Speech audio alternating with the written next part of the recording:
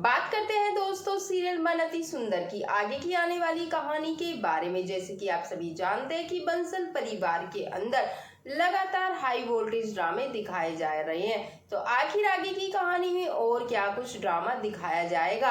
Video में आगे बढ़ने से पहले आप सभी से सिर्फ छोटी सी रिक्वेस्ट है, यदि आप मेरे इस चैनल पे नए हैं दोस्तों तो प्लीज चैनल को सब्सक्राइब कर लीजिए और वीडियो को लाइक भी कर लीजिए। बढ़ते हैं अब कहानी की ओर। दोस्तों सीरियल मन अति सुंदर में जब दादी कहती है कि राधिका जग्गू की सेवा करती है इसलिए वह भी पूजा में शामिल होगी, सुजाता कहती है कि वह मेहमान है, दादी कहती है कि वह मेहमान रहे या फिर घर वाले, वह जग्गू की सेवा करती है इसलिए वह पूजा में आएगी। और यहाँ पर राधिका को रेडी होने के लिए भेज देती है। दिव्यम काफी ज्यादा खुश हो जाता है, लेकिन रानी सोचती है कि अगर राधिका आ गई तो फिर दिव्यम जी का ध्यान पूजा पर नहीं राधिका पर रहेगा और वह उसी के साथ पूजा भी करेंगे, इसलिए मुझे ही कुछ करना होगा। इसलिए दोस्तों रानी ने ऐसा कुछ करती है कि रानी कहती है कि इसलिए दोस्तों यहाँ पर रानी कुछ चाल चलते हुए नजर आने वाली है और वो यहाँ पर जो है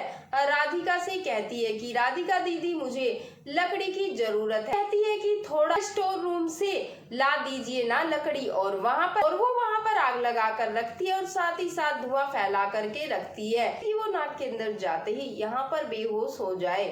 राधिका जैसे ही वहां पर देखती है कि आग लगी हुई है तो दोस्तों यहाँ पर राधिका दौड़ी दौड़ी स्टोर रूम के अंदर चली जाती है।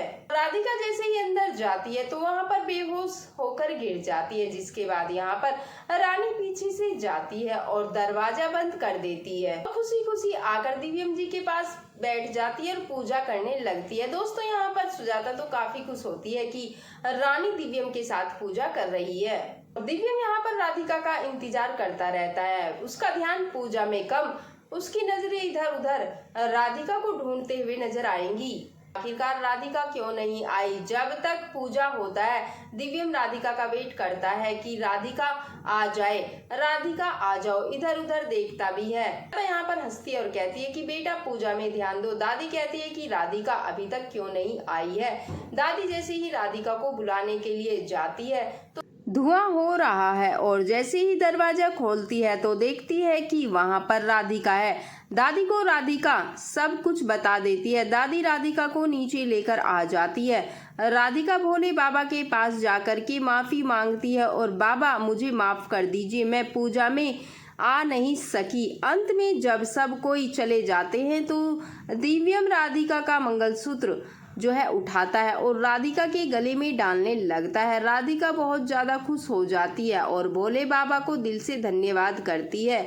यह चीज़ देख करके जग्गू भी काफ़ी ज़्यादा खुश हो जाते हैं, क्योंकि जग्गू भी भोले बाबा से यही मांग रहे थे कि दोनों बच्चों के बीच जो भी गलतफहमी है दूर हो जाए और जल्दी ही दोनों बच्चे एक हो जाए। राधिका समझ जाती है कि दिव्यम जी सिर्फ मुझसे प्यार करते हैं, नाराज भले ही हों, इसलिए अब मुझे दिव्यम जी को खुश करना होगा और पापा का और ज़्यादा देखभाल करना होगा ताकि जल्दी से पापा ठीक हो जाए और सब कुछ ठीक हो जाए। जल्दी जल्दी दिव्यम कहता है कि राधिका मंगलसूत्र पहन लो, यह गला खाली अच्छा नहीं लगता है। राधिका कहती है कि दिव्यम जी मैंने मंगलसूत्र तभी पहनूंगी जब आप खुद अपने हाथों से पहनाएंगे।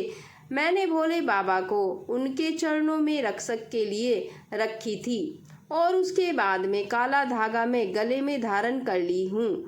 जब आपको लगेगा कि राधिका मेरी पत्नी है और आपको मेरे ऊपर विश्वास होगा तभी मैं मंगलसूत्र पहनूंगी। दिव्यम जी कहते हैं कि पहन लो राधिका, पापा मुझे सब कुछ बता दिए हैं इसलिए मैं तुम्हारे पास आया हूँ, तुमको गले में मंगलसूत्र डालने के लिए और तुमसे माफ़ी मांगने के लिए भी।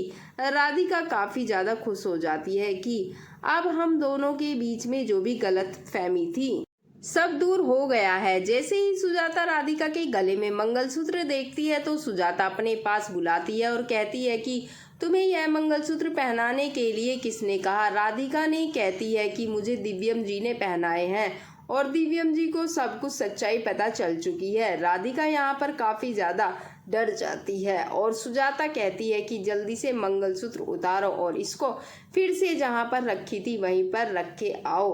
दिव्यम के नाम का मंगलसूत्र रानी के गले में ही है, तुम्हें पहनने की कोई जरूरत नहीं है। राधिका कहती है कि माँ जी, यह मंगलसूत्र फिर से दिव्यम जी ने पहनाया। अब मुझे विश्वास हो चुका है कि दिव्यम जी सिर्फ मुझसे प्यार करते हैं, इसलिए अब मैं यह मंगलसूत्र नहीं खोलूंगी और अब मैं रानी को दिव्यम जी के आसपास भटकने तक नहीं दूंगी। सुजाता काफी ज्यादा गुस्सा हो जाती है और सोचती है कि राधिका कहीं रानी को दिव्यम से दूर ना कर दे, इसलिए सुजाता फिर से एक नई चाल खेलती है और राधिका से जबरदस्ती तलाक पेपर पर साइन करने को कहती है। राधिका कहती है कि चाहे जो भी हो जाए, कुछ भी हो जाए, मैं इस तलाक पेपर पर साइन नहीं करूंगी, इसलिए दिव्यम जी सिर्फ मुझसे प्यार करते हैं और दिव्यम जी मुझसे बात कर चुके हैं। उन्होंने राधिका से ही सिर्फ शादी की है, रानी से नकली शादी हुई है। कली भाभी कहती है कि देवरानी जी, अब मैं भी आपके साथ हूँ, मेरी भी सास यही चाहती है कि मुझे घर से निकाल दे और ये दोनों एक ही नाटक कर रही हैं और इस घर में अब हम लोग जाने वाले नहीं हैं। चाची सास तो दूसरी बहू ला ही चुकी हैं और अब तो आपको पता भी चल चुका है कि दिव्यम जी आपसे बहुत ही ज्यादा प्यार करते हैं।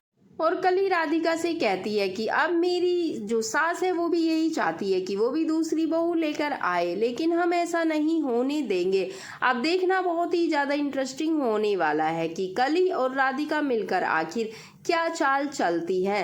पहले आपका क्या कहना है दोस्तों इस अपडेट को जानने के बाद? आप अपनी राय कमेंट बॉक्स के जरिए ज़रूर बताइए और इसी तरह की लेटेस्ट खबरों से जुड़े रहने के लिए यदि नहीं किया है अभी तक मेरे चैनल को सब्सक्राइब तो फटाफट कर लीजिए चैनल को सब्सक्राइब, बेल आइकन को ऑन करना ना भूले, वीडियो को लाइक ज़्यादा से ज़्यादा शेयर जरूर करें।